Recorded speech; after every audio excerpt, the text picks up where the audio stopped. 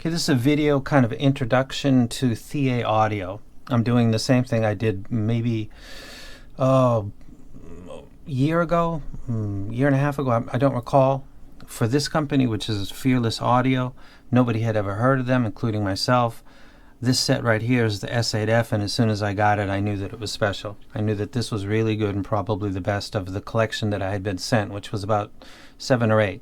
And I said on that day, you know, this really expensive one, this S10, I don't think it's going to work. And also this Acme 8 is going to be polarizing, and Hyper S, no. But so there was like some disappointment there, like, oh, I see. And I said, but listen, you've got a pair called the S8F, and when it gets into people's hands that listen to music at this price, it's going to be a success. And the studio-ish version, the S8 Pro, it's going to do well for the people that listen to music and not, jockey on graphs and all that stuff. This will do well. And a year and a half to 2 years later, this is a commonly wrecked set because it's a good set. And very critical to my commentary is the fact that Fearless has never really experienced any problems with QC. So you take a brand that nobody knows, which is risky, and then you produce about 30% to 20% good stuff. The other stuff is unique. Let's say that.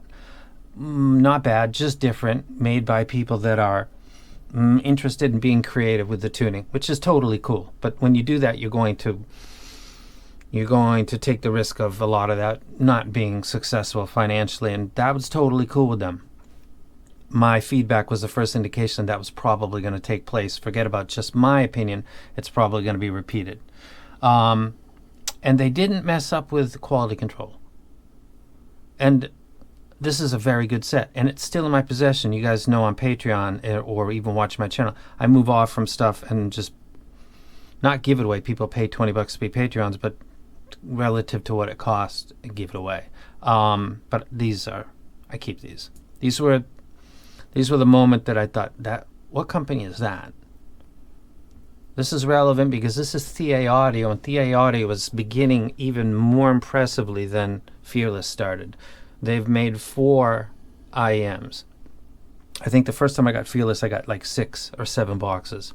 And I was thinking, 2 out of 6 is cool. Like, that's not bad for a company nobody's heard of, and maybe they never really did adjust themselves because it became clear to me later that they're young and creative, and this is what they're doing. So it's not all about, we want to hear your feedback and what do you think is better tuning. They're doing their thing, and what's popular will be popular and what's not won't. Next, like, they don't really care that much. Thie is new, like they were, and they've released 4 IEMs, or they're in the process of releasing, and all 4 of them sound good to great. There is not a weak link in this chain.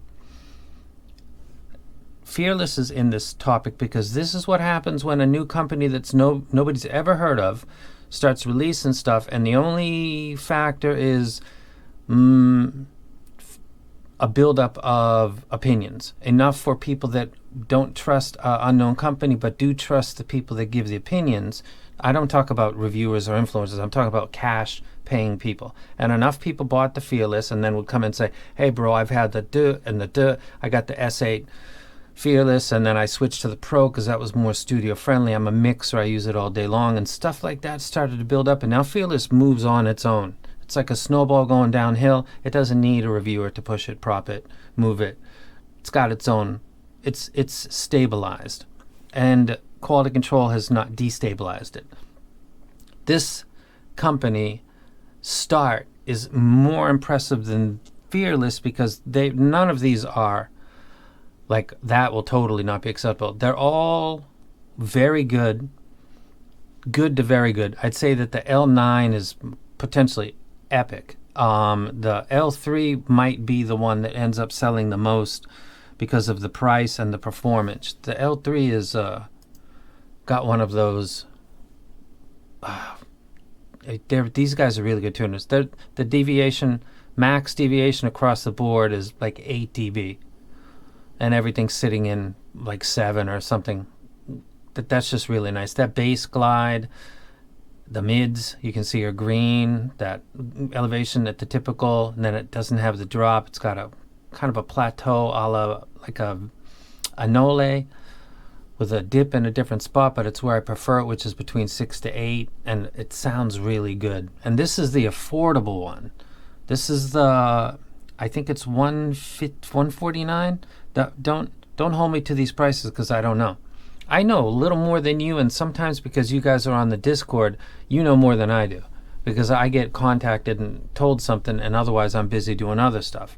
So people sometimes tell me info about like this company because I don't know, and I'm really not asking because I need to know how much something costs, which I don't even know what this costs. This is $999. This is, I can't remember what the Voyager 3 is, $179 or something like that. The L9 is going to be like $549.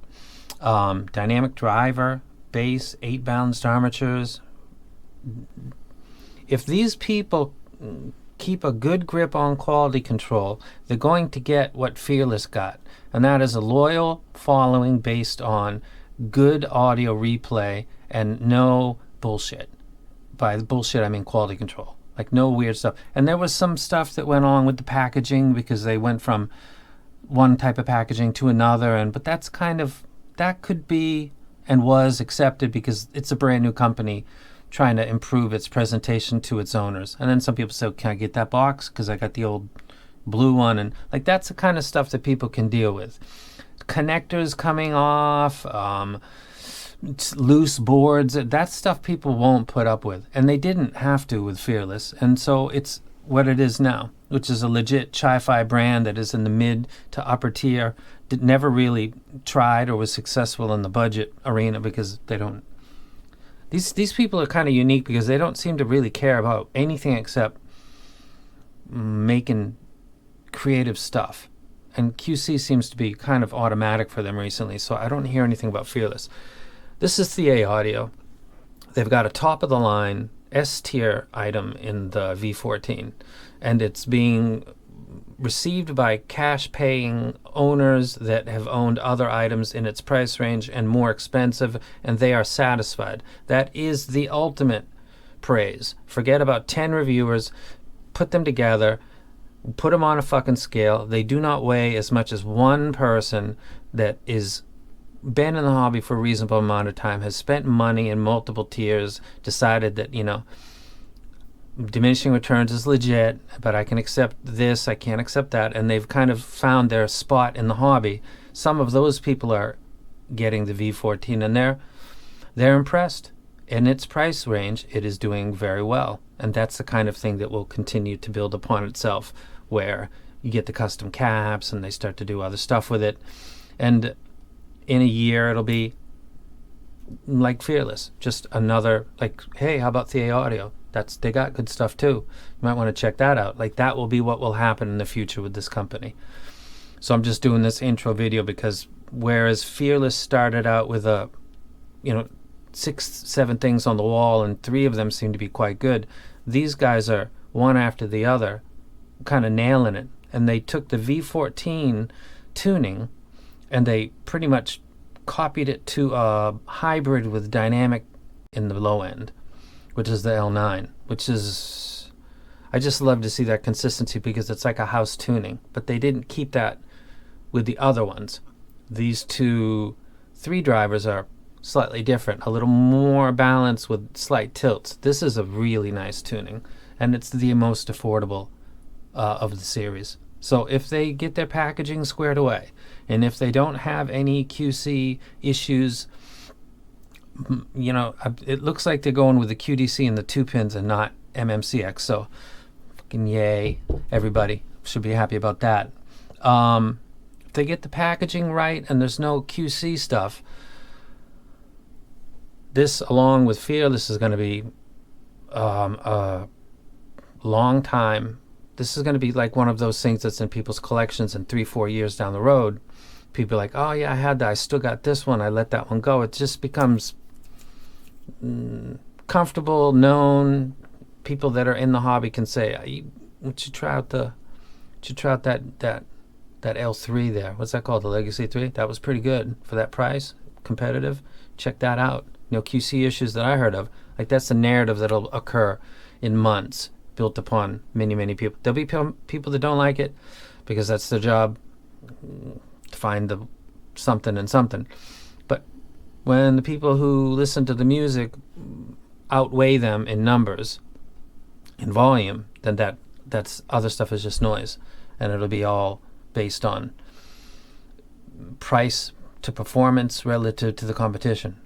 So I'll let this ramble go. This is a set right here that was sent with some others from a company in the same mode as this. And this will never be done on a video, probably, because it's unacceptable.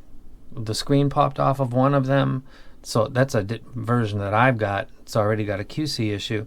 Sound is not that great, doesn't graph very well, all of the things that would maybe preclude a new company from getting its foot in the door, this has. So I don't, this happens more than this, obviously. This has happened 2 times, really.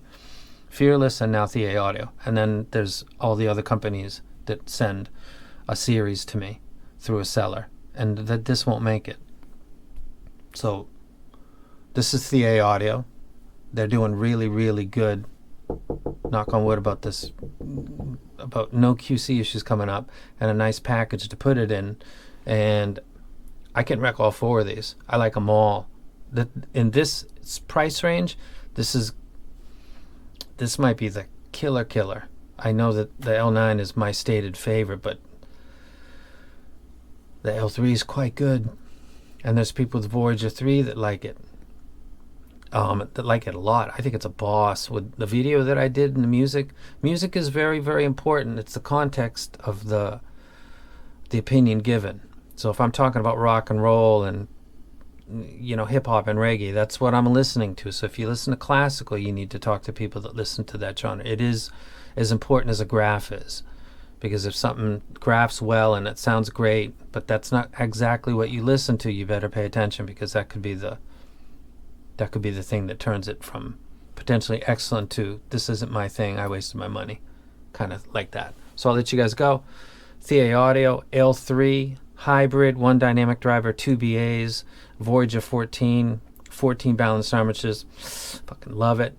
The Voyager 3 BAs, 2 of them are like the big ones and 1 is the small one. So they did a kind of very interesting configuration, and it turned out very well. The Legacy 9, which is 1 dynamic and 8 BAs. I love that combo. It sounds fantastic. Good job. I took way too long, but this is what's coming. This is a viable option in the price tiers. 150-ish, 550-ish, 150-ish, 999. And you think, wow, that's expensive for a company I've never heard of. Go talk to people that have had it. They'll tell you honestly what they liked and didn't like. It's not all hype. There's people that were, it's good, it's not awesome. And there's other people that are like, I've had stuff twice its price, and this is doing quite well. So info is power. Get as much as you can before you proceed. I'm a big fan of the company, and they have not. Different tuning is fine because everybody likes different stuff. But for this person, this reviewer right here, this opinion giver, they're 4 for 4. That's pretty damn good. I'll let you guys go. Stay safe as usual, and I'm out.